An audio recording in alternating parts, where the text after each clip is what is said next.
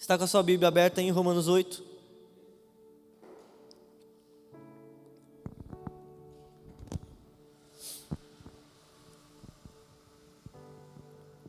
É um texto muito conhecido, mas eu não vou ler todo.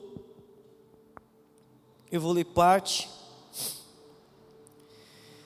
Pois vocês não receberam o Espírito que os escravize para novamente temerem, mas receberam o Espírito que nos torna filhos por adoção, por meio do qual clamamos Abba, Pai. O próprio Espírito testemunha ao nosso Espírito que somos filhos e herdeiros de Deus e co-herdeiros com Cristo. Se de fato participamos dos seus sofrimentos, para que também participamos da sua glória. Curva a sua cabeça, Jesus, eis aqui a tua palavra. Muito obrigado, Jesus. Ela é perfeita e eficaz por si só. Pai, nos envolva. Jesus, nos comova. Jesus, mata o nosso ego, mata o nosso ser, o nosso Adão caído, para que o Senhor vivifique em nós, meu Pai, por intermédio do Espírito Santo. Nos dê entendimento e sabedoria. Pai, estamos vivendo dias terríveis na terra. Meu Pai, estamos sendo bombardeados, Jesus, e nós queremos ter o nosso fundamento alicerçado em Ti. Nós queremos entender, meu Pai, novamente quem somos, para que nada nos engane, para que não sejamos levados, meu Pai, por qualquer vento de doutrina, para a glória do Teu nome.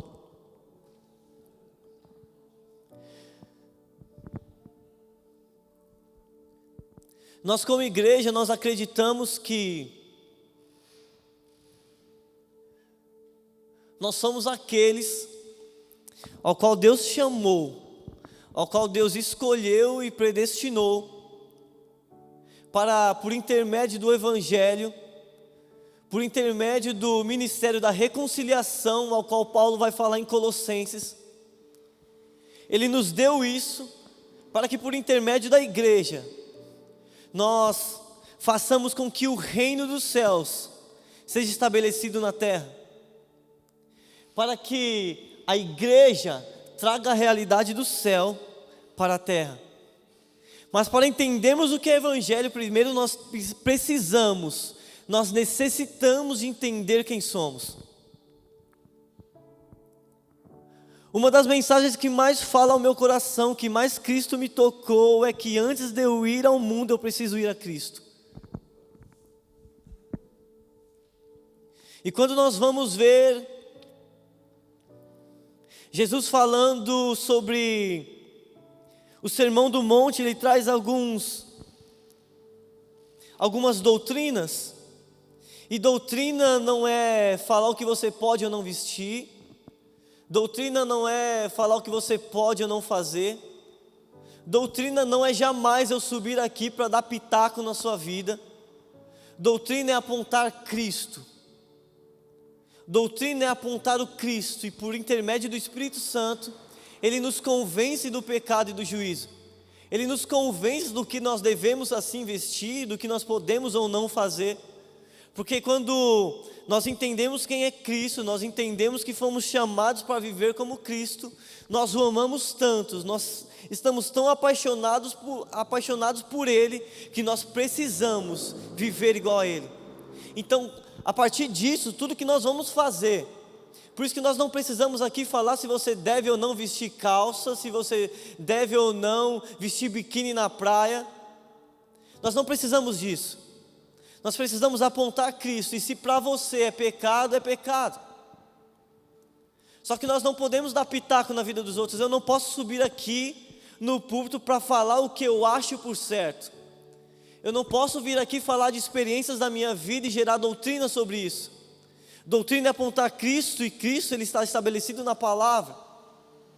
A palavra de Deus, de Gênesis a Apocalipse, ele aponta para Cristo. Ele aponta para a cruz, e logo após ele aponta para a segunda vinda de Cristo. E a segunda vinda de Cristo é a verdade que nós iremos morar com Ele. É a verdade que o Evangelho é a boa notícia de que Deus, o Emanuel, o Deus conosco, assim como Ele viveu com Adão no jardim antes do pecado, Ele vai viver conosco agora numa cidade totalmente restaurada por intermédio da igreja de todos os santos. Então é Cristo morando com nós, isso é evangelho. Isso é evangelho. E sabe o que fizeram do evangelho? Fizeram do evangelho uma pílula do dia seguinte, onde nós tomamos um pouco de evangelho depois que fizemos uma cagada muito grande, me perdoe a palavra. Fizeram do evangelho um alguém onde nós corremos, um caminho onde nós percorremos quando estamos num meio onde, cara, eu pequei, então eu sei onde está o evangelho, então eu vou lá, tomo a pílula do dia seguinte e no outro dia eu faço a mesma coisa de novo. Isso é o que o evangelho da hipergraça tem feito. Só que quem não sabe quem é, quem não sabe para onde está indo, qualquer caminho serve. Cara, quem não sabe o seu destino, quem não sabe onde quer chegar, qualquer lugar é destino, qualquer lugar é lugar. Qualquer lugar tá bom, não importa se no pecado ou não, tá bom, porque essas pessoas não sabem quem são. Então não importa se na promiscuidade, não importa se dançando músicas eróticas, não importa se incitando violência ou não, o que importa é que elas estão vivendo. O que importa é que elas estão felizes hoje por alguns minutos de tempo. Só que nós sabemos que felicidade não é um período de tempo, felicidade é eternidade. Felicidade é morar com Cristo durante toda a eternidade. Então se nós vivemos a nossa vida achando que nós vamos viver durante 80 anos e depois disso seremos um ser que irá vagar no mundo, tá bom demais. Sabe o que eu vou fazer? Eu vou criar tesouros para mim na terra, eu vou construir tesouros para mim na terra, eu vou construir o melhor carro, a melhor casa, vou ter o melhor carro, e quer saber, o meu irmão, não estou nem aí para ele, eu não estou nem aí para o meu próximo. Eu quero ser feliz porque eu só vou viver 80 anos. Só que prosperidade não é ter tudo que o mundo dá. Prosperidade não é algo que Deus dá. Prosperidade é algo que existe onde Ele está. E se Deus está conosco em um Celta ou numa Hilux, nós somos felizes, nós somos prósperos do mesmo jeito. Nós não pregamos um evangelho de prosperidade, mas também não pregamos um evangelho de miséria. Nós acreditamos que por meio do nosso esforço nós podemos ter tudo do bom e do melhor. Nós só precisamos fazer. Mas antes de tudo nós precisamos saber quem somos. E Jesus agora voltando, Ele começa a ensinar sobre a casa na rocha e a casa na areia. E ambas as casas estavam construídas, ambas as casas, imagino eu, pintadinhas. Imagino eu, ambas as casas com suas detalhadamente criadas pelos seus feitores, construídas no ápice daquilo que eles queriam, enfeitadas, adornadas. Mas uma era construída sobre a rocha e a outra na areia, essa era a única diferença entre elas. E agora vem um vento, vem uma tempestade, uma grande chuva e sopra sobre ambas aquelas casas. Uma cai porque estava construída sobre a terra, sobre a areia, não tinha alicerce. E a outra estava construída sobre a rocha, então ela continua intacta. Ela não estremece, ela não esmurece, ela não racha, porque estava construída sobre rocha. E se você entende um pouquinho de construção, você vai entender, você vai saber que para encontrar a rocha, você precisa cavar muito fundo. Mas é muito fundo, não é pouco fundo. Quando nós queremos estabelecer algo sobre rocha, nós precisamos cavar muito. E nós sabemos que rocha é Cristo. Cristo é a rocha. E Jesus não está falando de dificuldades que vamos passar sobre o mundo. Esses ventos, essas tempestades, essas chuvas não são coisas que somos submetidos aqui durante 80 ou 90 anos. Jesus estava falando de um juízo final, de uma tempestade, de um Deus, um Senhor, que como Criador tem direito sobre a criação, de julgá-la como bem quer. E ambas essas casas serão submetidas ao mesmo juízo.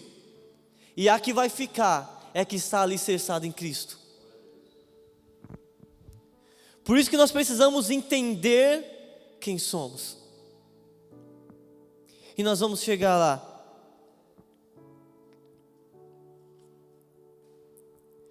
Logo após, Jesus vai falar de homens, um pouquinho anterior, perdão, Jesus vai falar sobre homens que chegaram até ele e disse assim: mas Senhor, Senhor, em seu nome eu preguei, eu expulsei, em seu nome eu fiz isso e aquilo, eu plantei igreja. Jesus, eu pintei a sua casa. Jesus, eu chegava mais cedo nos cultos e alinhava as cadeiras para os irmãos.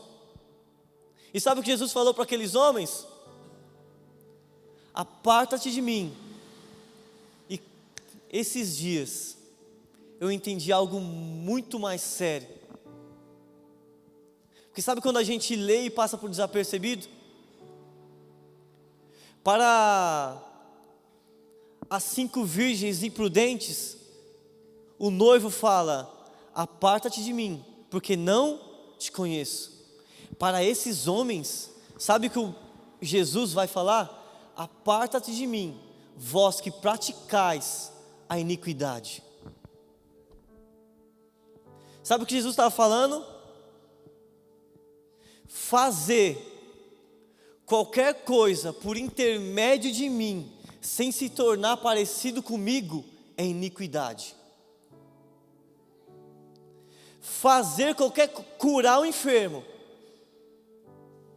subir num púlpito e pregar, sem se tornar parecido com Cristo, é pecado. É isso que Jesus está falando. E ele vai além, porque iniquidade não é simplesmente um pecado que você comete, é uma vida de pecado que viveu. Jesus estava falando para aqueles homens: vocês fizeram tudo isso, mas ainda assim viveram a vida inteira de vocês em pecado. Sabe por quê? Porque não estavam estabelecidos sobre rocha. Porque fazer o que Jesus faz sem se tornar o que Ele é, não é maravilha, é juízo. E nós sofremos uma deturbação de quem somos. Nós começamos a terceirizar o chamado. Nós paramos de ir a Cristo para ir ao mundo. Nós se vendemos. Nós vendemos quem realmente somos. É por isso que nós vemos tantas pessoas vivendo aquilo que Paulo vai falar aos Romanos 8, um pouquinho anterior. Pessoas que vivem segundo a carne. E se nasceram da carne, são carne. E se são carne, praticam obras carnais. Não tem como jorrar fontes diferentes, águas diferentes da mesma fonte. Ou jorra água para a eternidade, ou não jorra nada. Ou é um sepulcro caiado. Ou nós se parecemos com Cristo, ou nós não somos ninguém. Ou nós entendemos de uma vez por todas quem somos, ou qualquer evangelho que for pregado em cima de um púlpito, sabe o que vai fazer com a gente? Vai fazer com que a gente tenha uma deturbação na nossa mente, ao qual nós acreditemos que o que aquela pessoa está falando é verdade. E é isso que a Hipergraça tem feito. É isso que tem feito os nossos jovens se degladiarem na internet. Porque as pessoas dizem amar muito Deus, mas pouco amam o próximo. Porque se eu vou na internet atacar aquele que eu digo como irmão, que Deus é esse que eu digo amar?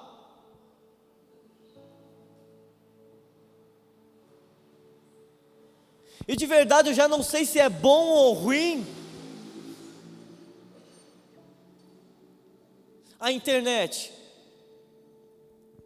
Porque nós podemos muito bem fazer daquilo que era para ser bênção se tornar maldição, se não usamos da maneira certa.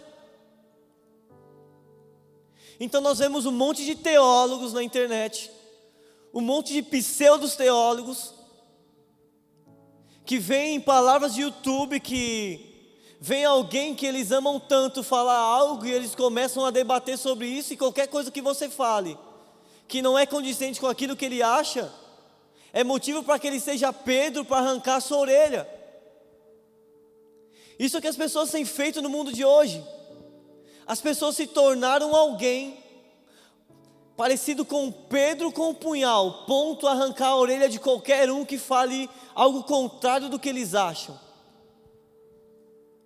algo contrário do que eles dizem ser verdade, do que eles acreditam ser verdade. Mas a pergunta é: quem é você?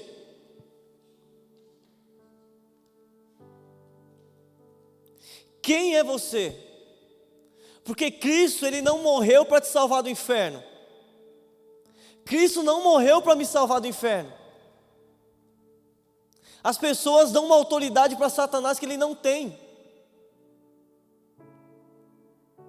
Satanás não tem poder algum de levar alguém ao inferno. A única pessoa que tem poder de levar essa pessoa ao inferno é ela mesma. Jesus, Ele morreu na cruz para nos salvar de nós mesmos, para nos salvar do pecado que habitava em nós, que habita no homem carnal que existe em mim, que existe em você, do Adão caído. É sobre isso, é por isso, é para isso que Cristo morreu, para que possamos agora se tornarmos um novamente com o Pai. Lembra? Jesus no alto do madeiro dizendo: Deus meu, por que me desamparaste? Jesus, Ele estava morrendo para que você tivesse a oportunidade de novamente ser um com o Pai, assim como era no começo de tudo, assim como era no início de tudo. E quem não é um com o Pai, se torna muito com o mundo. Quem não se tornou um com o Pai, não consegue ter identidade. Quem não voltou ao jardim, quem não tem essa restauração da identidade, cara, se tem um conselho que eu posso te dar, se tem uma doutrina, por assim melhor dizer, por intermédio da Bíblia, que eu posso te dizer, uma verdade, é que, cara, antes de pedir para que Deus te abençoe com dons e talentos, peça para que Deus restaure a sua identidade. Esse deve ser o clamor dos nossos dias. Nós estamos por sair de uma pandemia, onde nós tivemos momentos ao qual nós estávamos dentro da nossa casa e nós não poderíamos sair para nada. Eu não podia sair para ver o meu pai, eu não podia sair para ver minha mãe, eu não podia sair para ver os irmãos, eu não poderia estar aqui. Nós vivemos esse tempo. E, cara, eu enxergo claramente Deus tirando a igreja do templo para levar para o secreto. Deus nos tirando do meio de muita gente para que possamos ser um com Ele primeiro, para que possamos voltar às raízes, à origem de quem éramos, de quem Deus nos fez para ser. Deus nos fez para ser semelhantes a Ele. Deus nos fez para ser semelhantes ao Pai, o Filho e o Espírito Santo, e ambos são uma só pessoa. São três que são um. É meio louco isso, é uma conta que parece que não bate, mas os três são um. O Pai é o Filho é o Espírito e o Espírito é o Pai. E ambos moram dentro de nós. E o próprio Deus resolveu morar dentro de nós. E é esse lugar que Deus, que por intermédio de Cristo na cruz, Ele nos devolve. Quando Adão peca, Deus, Ele coloca anjos com espadas embainhadas para cercar o jardim, para que o homem não voltasse para aquele lugar. Mas Deus não estava punindo Adão, Deus estava preservando. Porque qualquer homem que se achega a Cristo, que se achegasse a Cristo em pecado, seria fulminado.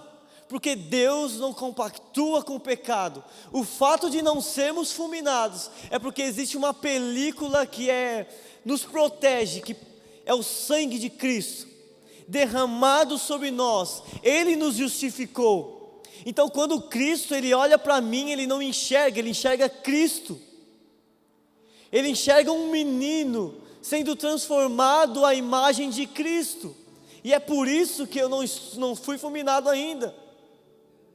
E nem serei, e nem seremos. E viveremos com Ele por toda a eternidade. Então agora quando Cristo morre, o véu ele se rasga.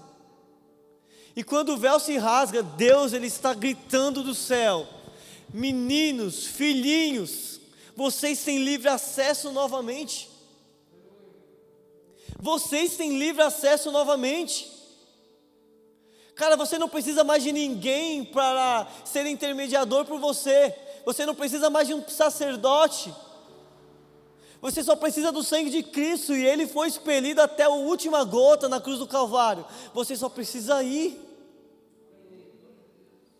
Sabe por que existe tanta gente inconstante? Porque existe tanta gente que não sabe quem é. Cara, existem pessoas que com 50, 40, 30 anos de cristão, 30 anos frequentando a igreja todo domingo, se você perguntar para ela: quem é você? Ela fala: não sei. Ou você não precisa nem perguntar, pelas ações dela você consegue entender que ela não sabe quem é. Porque quem faz o que o mundo faz, não sabe quem é. Quem se contenta em fazer o que o mundo está fazendo, não entendeu o que é filho de Deus. Não entendeu o que é co-herdeiro com Cristo. Não entendeu o que é responsabilidade dele trazer o céu para a terra. Não entendeu que como filho ele não trabalha mais para o salário, que como filho ele não trabalha para receber, ele trabalha para multiplicar. Isso é que nós se tornamos por intermédio de Cristo. Essa é a nossa identidade.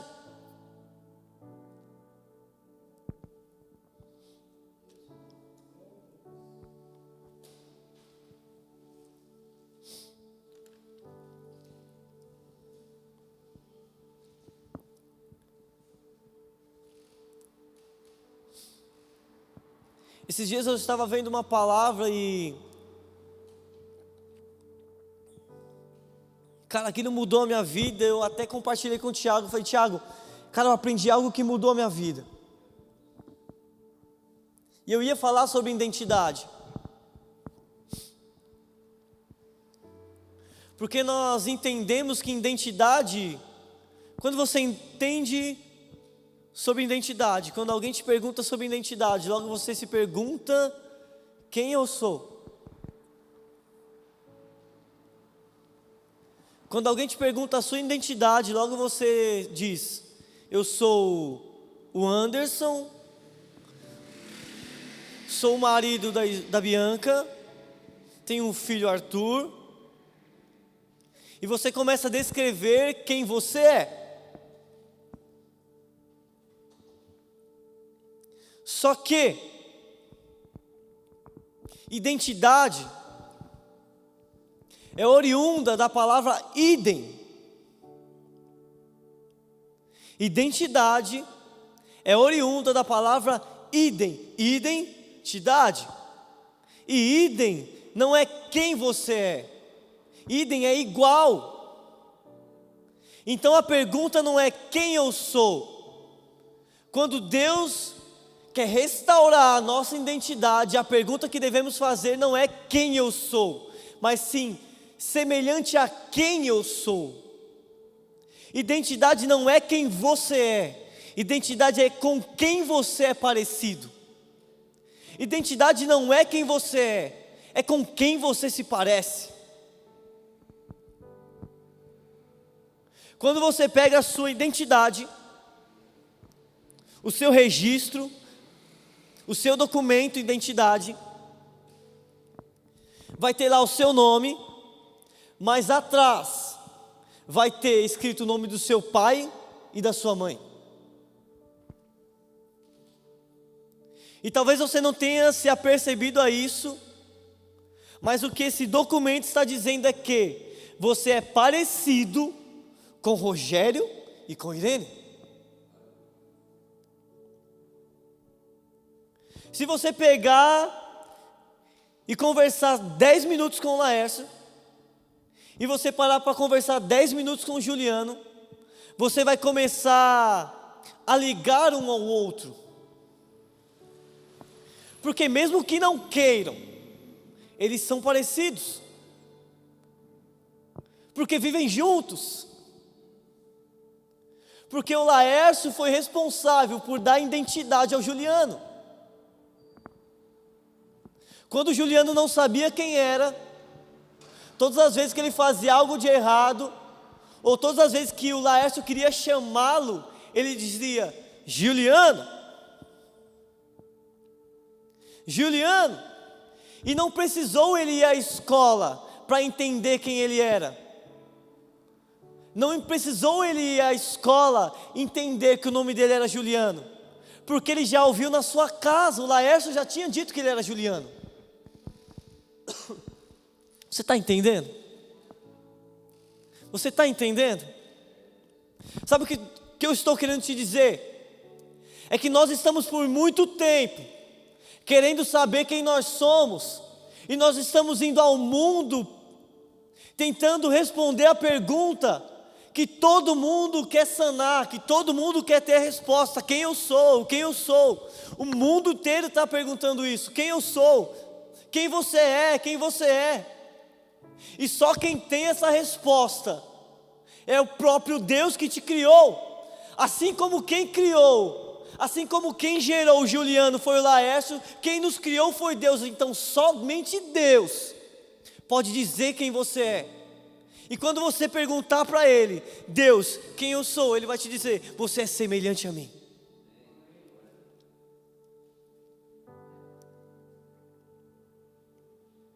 Quem dizem que sou? Rabi, uns dizem que tu és Elias, outros dizem que tu és profeta, que tu és isso, aquilo. Mas e vocês? Vocês andam comigo? Vocês estão comigo há tanto tempo, há anos comigo. Quem vocês dizem que sou? E Pedro diz: tu és o Cristo, Filho do Deus vivo. Aí vem a grande sacada. Porque quando a gente entende quem Deus é, Ele mostra quem nós somos. Quando o Juliano, gostei de falar muito seu nome, Juliano, hoje eu te peguei para Cristo. Quando o Juliano entendeu que o Laércio era o pai dele, o Laércio começou a dizer que ele era filho dele. Então, papai, filhinho, papai, tu és Juliano, tu és semelhante a mim. Ei, anda como eu ando. Filho, não é assim, faz o que eu estou falando, faz do jeito que eu estou fazendo. Tu és o Cristo, o Filho do Deus vivo.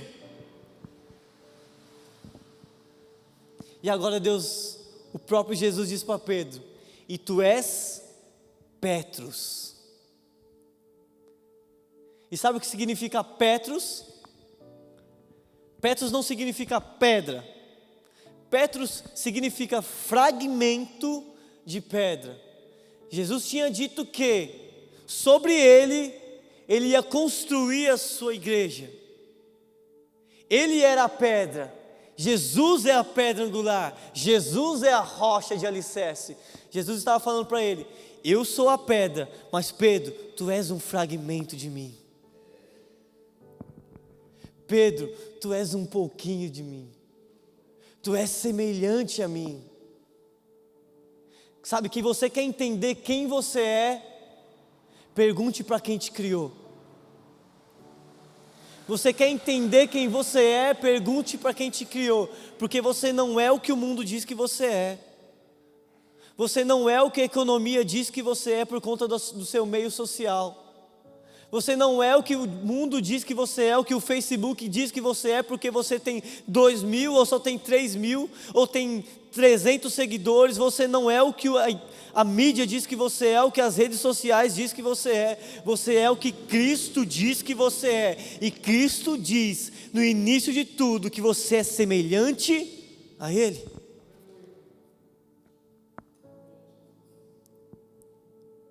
E por que é tão importante entendermos quem somos? Porque quando eu entendo quem eu sou, isso me reposiciona. Isso me dá destino. Identidade dá destino. Identidade gera destino.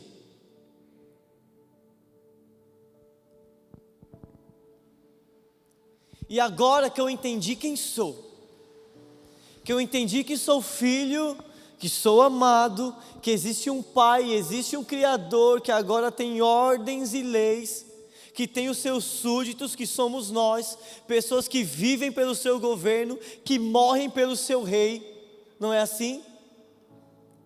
Agora nós somos reposicionados. Evangelho. O Evangelho, ele não se divide, mas por meio de ensino nós podemos colocá-los em 3 partes, que é graça, Cristo nos adotando novamente, Cristo nos amando, Cristo nos dando afago, Cristo morrendo por nós na cruz. Reino, Cristo dando em nós ordens, Cristo chamando a gente para morrer com Ele na cruz. E agora Ele nos reposiciona. Reino, venha a nós o teu reino. E quando eu sou reposicionado, eu não vivo mais para mim. Eu não consigo olhar para o meu dinheiro e ser hedonista. Eu não consigo criar o meu filho como se estivesse criando para mim. Todas as vezes que eu vou dormir, e cara, quando você é pai, cara, vira uma chave na sua cabeça extraordinária. Tem dias que eu deito com o Arthur e eu coloco ele sobre o meu peito, e eu olho nos olhos dele, e por alguns segundos ele fica olhando para mim, e eu estou falando com Deus: Pai, cuida do nosso menino.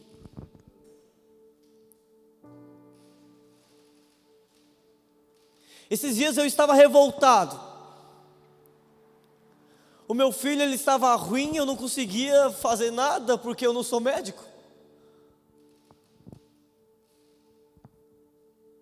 Só que como filho eu poderia orar. Como semelhante a Cristo, eu poderia exercer cura por intermédio de Cristo sobre ele. Só que, cara, eu orei e ele não melhorou. Eu orei e ele não ficou curado. Eu levei no hospital e ele estava ruim. Eu levei ele no hospital e ele estava com pneumonia ainda assim, mas eu falava: mas Deus, cara, se eu não consigo curar uma enfermidade no meu filho, como é que eu vou conseguir fazer alguma coisa no mundo?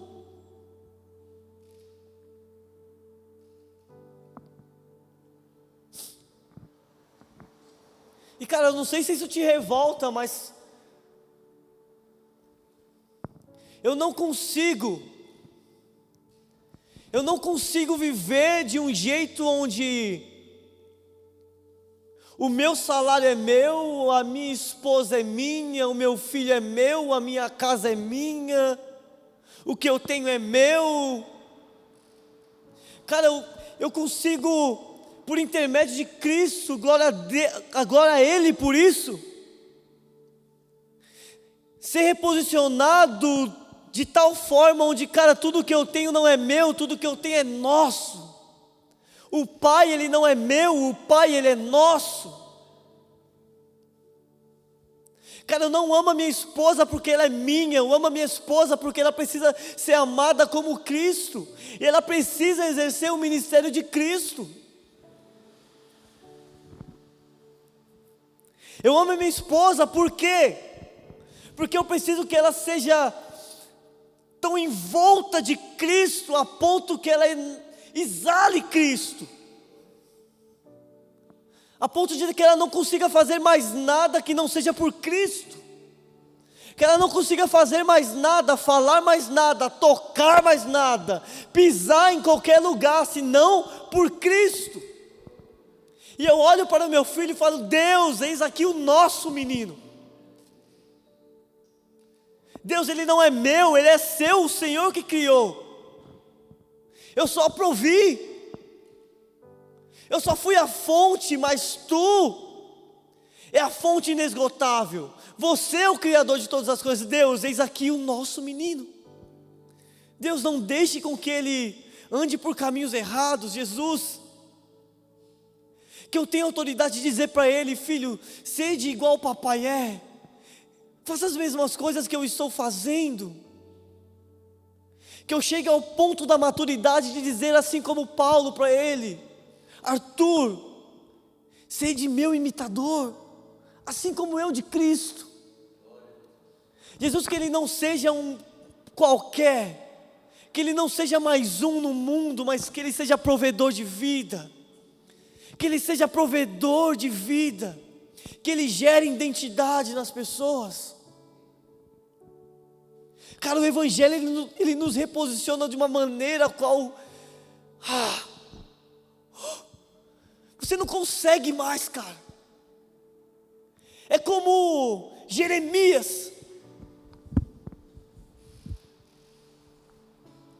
E você está todo o tempo falando de Deus, existe um fogo cerrado em meu peito, esse fogo não me dá descanso. Eu não consigo mais fazer nada que seja por mim, eu até queria, mas eu não consigo mais. Porque o Evangelho ele me reposicionou. Porque eu entendi quem eu sou, porque eu sou apaixonado por esse Deus. Cara, você ainda é apaixonado por Evangelho? Você ainda é apaixonado pelo Deus que te salvou? Será que ainda existe chama? Será que existe ainda fogo em nossos ossos?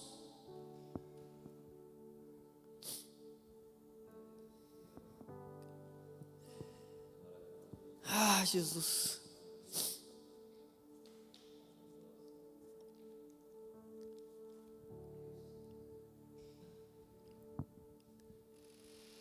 Eu lembro uma vez que eu estava com o meu discipulador, eu falei para ele: Cris, eu não consigo entender, Cris. Eu não consigo entender como esses homens, esses 12 homens, fizeram tudo o que fizeram.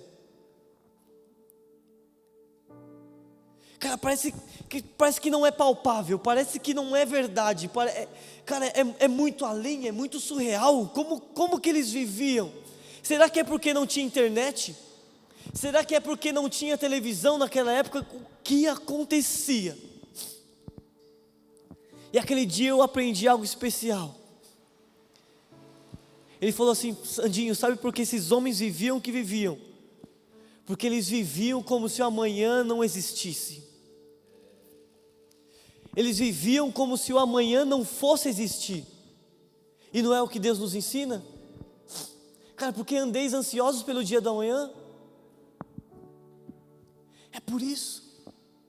Cara, esses caras estavam tão impactados, eles estavam tão cheios de Deus, eles foram tão tomados, tão totalmente tomados pelo descer do Espírito Santo em Atos 2, que todos os dias é como se Jesus fosse voltar daqui a um minutinho. Meu Deus do céu, tem uma pessoa ali que, Jesus, eu preciso alcançar aquela pessoa ali, mas Deus, e se Jesus voltar daqui uma hora, então eu não posso deixar para amanhã. Eu preciso fazer hoje. Cara, mas existe uma pessoa que precisa de uma palavra, amanhã eu ligo para ele. Não, eu preciso ligar hoje, porque o amanhã não existe. Eu preciso amar hoje, eu preciso abraçar hoje. Não é assim? Não é isso que essa pandemia nos ensinou, que nós somos apenas um sopro? Que nós não temos controle sobre as nossas vidas? Que nós não sabemos o dia de amanhã? Eu não sei se eu estarei aqui amanhã, mas eu sei que eu vivi pela minha missão, e é isso que me dá esperança. Porque eu sei em quem tenho crido, eu sei por quem eu tenho vivido, e se eu morrer amanhã, eu posso dizer como Paulo: combati o bom combate, terminei a carreira e guardei a fé. Porque eu vivi Evangelho, porque eu vivi Cristo, porque Ele estava enraizado em meus ossos. porque eu fui tomado totalmente por Ele. Fique de pé.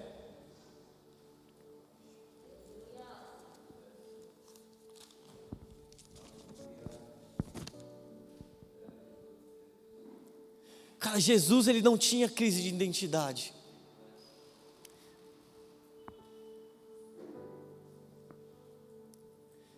Jesus estava em meio ao mar e uma grande tempestade veio e os discípulos olharam para ele e ele dormindo. Jesus estava dormindo. E os discípulos apavorados, porque eram pescadores, sabiam o grau da tempestade, sabiam que aquela tempestade poderia ocasionar a morte de todos eles. E eles achavam que inclusive de Cristo que estava dormindo.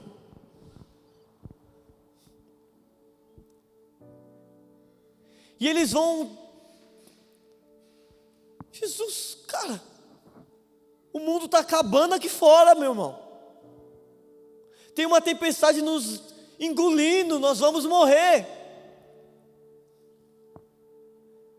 E Jesus, ele acorda e fala assim: cara, homens de pouca fé. Não é de pôr café não, é de pouca fé.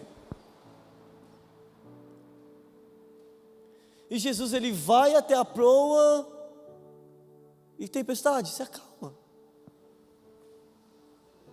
Jesus não precisou fazer uma grande oração, Jesus não precisou fazer um jejumzinho antes. Jesus não disse assim: cara, espera aqui, deixa eu orar 30 minutinhos aqui para mim se encher, para que eu possa exercer paz sobre o nosso ambiente. A paz estava nele, ele sabia quem era, ele sabia que não morreria ali. Então, quando nós sabemos quem somos, cara, as dificuldades do mundo, elas não nos abatem mais. As dificuldades do dia a dia, elas não nos abatem. Sim, como homens nós se entristecemos, mas como filhos nós se reposicionamos. E nós entendemos que isso não é o fim, é apenas o início.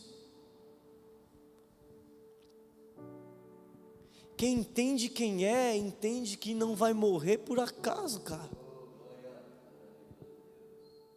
Quem entende quem é, sabe que quem tira a sua vida é Deus, o mesmo que a deu. Então, cara, eu estou tranquilo quanto a isso.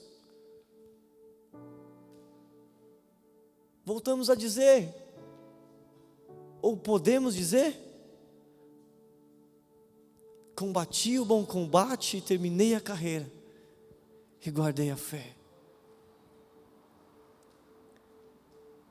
Jesus fazia o que fazia, e nos disse que faríamos ainda mais do que Ele fez,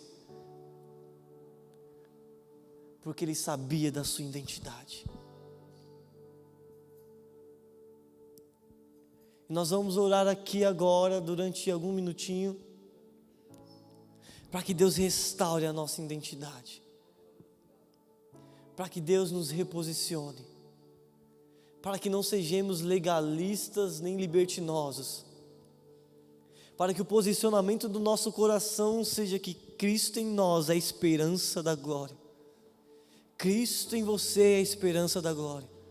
Cristo em você é a esperança da glória. Você tem noção do que é essa mensagem? Você tem noção do tamanho, do peso dessa frase? Cristo em você é a esperança da glória. Cristo em você é a esperança da glória. Jesus, porque esse homem está como está, ele pecou, os seus pais pecaram. Não. Nem ele pecou, nem os seus pais pecaram, mas ele nasceu assim, para que a glória do Pai seja manifesta nele. Quando nós entendemos quem somos, nós enxergamos Cristo em tudo, nós enxergamos a oportunidade de Deus em tudo, nós enxergamos um caminho de Deus em tudo, nós enxergamos oportunidades de inserir Deus em qualquer lugar, porque nós não somos o que o mundo diz que somos, nós somos o que a Bíblia diz que somos, nós não somos o que o ambiente diz, nós somos aquilo que somos, e quando nós tocamos o ambiente é mudado, não nós somos mudados. Eu sei quem eu sou, eu sei quem tenho crido. Curva a sua cabeça. Espírito Santo de Deus. Ah, Jesusinho. Papai, Abba Pai.